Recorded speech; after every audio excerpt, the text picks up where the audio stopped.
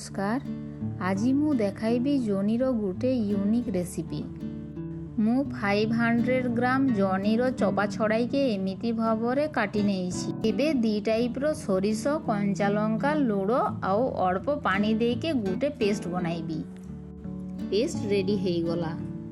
एबे कटी के रखिथिबा जॉनीर सहित हलदी गुंड लुण गोलमरीच गुंड लेंबूर रस आउ सोरिष तेल देके भल भावरे मिक्स करिबी।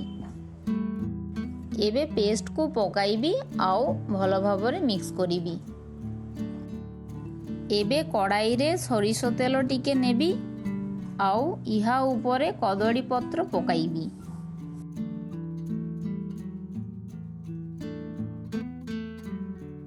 एबे मिक्स करिके रखिथिबा जॉनी देई देबी आउ अल्प पानी देबी।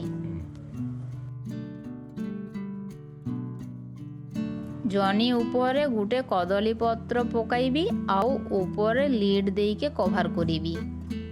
एबे गैस रो फ्लेम ऑन करिबी। लो टू मीडियम फ्लेम रे 25 मिनिट कुक करिबी।